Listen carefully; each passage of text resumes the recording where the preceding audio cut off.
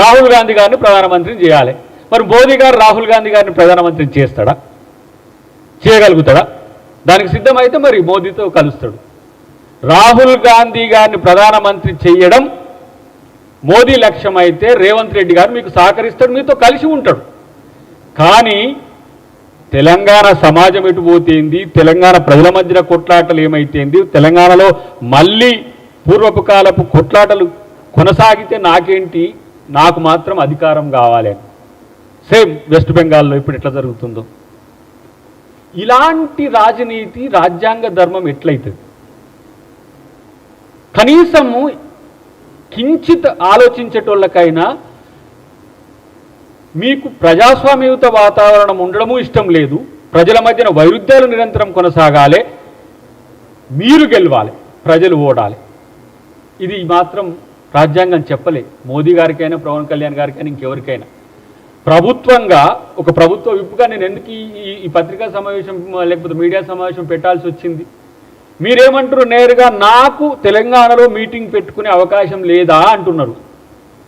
అంటే ప్రజలు కొట్లాడుకుంటట్టు నేను ప్రెస్ మీట్లు పెట్టుకుంటా, మీటింగ్లు పెట్టుకుంటా, కానీ నాకు పర్మిషన్ ఇవ్వాలి ప్రభుత్వం అని అంటున్నారు. ఇంత విధ్వంసకరమైన ఆలోచనలు మానుకోండి. మీకు తెలిస్తే అర్థం చేసుకోండి.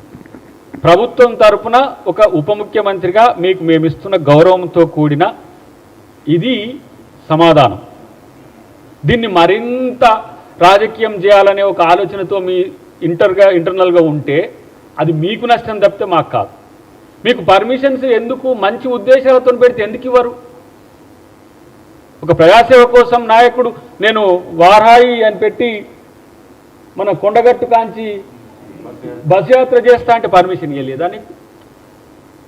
లేదు, నా అభిమానులను కలుసుకుంటా, నేను అట్లా చేస్తా, ఇట్లా చేస్తా, నేను తెలంగాణ ప్రజలకు సేవ చేస్తా అంటే నీకు పర్మిషన్స్ ఇవ్వలేదా?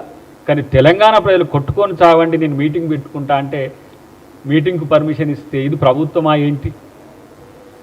ఇంతకు నీ సమావేశపు లక్ష్యం ఎవరి కోసం, ఎందుకోసం?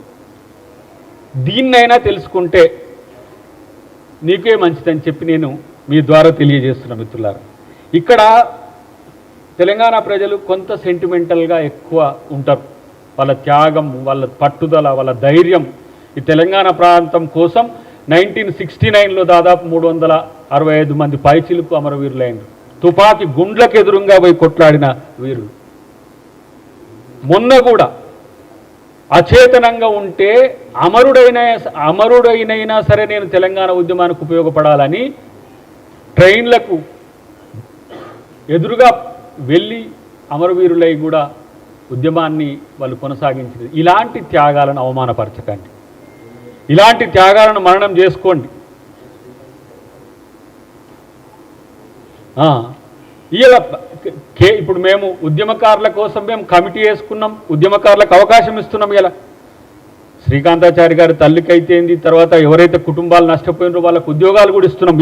ఏ రోజు కూడా మీరు తెలంగాణ ఉద్యమకారులకో, తెలంగాణ అమరవీరులకో, తెలంగాణ ప్రజలకో మీరు ఏ రోజు సహకరించినట్టుగా మీరు కనపడకుండా గత పుష్కర కాలంగా, అంటే దాదాపు 12వ సంవత్సరం ఇది, అప్పటి నుంచి లేని ఊసి ఇప్పుడు వస్తున్నదంటేనే ఏదో దీని వెనుక ఉంది అనేది ప్రజలకు వస్తున్న అనుమానం. కానీ మాకున్న కోణం ఏంటంటే బీజేపీ ఇలాంటి ప్రోత్సాహకాలు ఇవ్వడం అనేది ఎంత మేరకు సబబు అనేది వాళ్ళు ఆలోచించాల్సిన అవసరం ఉంది. బీఆర్ఎస్ చాలా వ్యూహాత్మకంగా మౌనంగా ఉంటున్నది. వాళ్ళు ఏమవుతుందంటే నా ఘర్కా నా ఘాట్కా అయింది.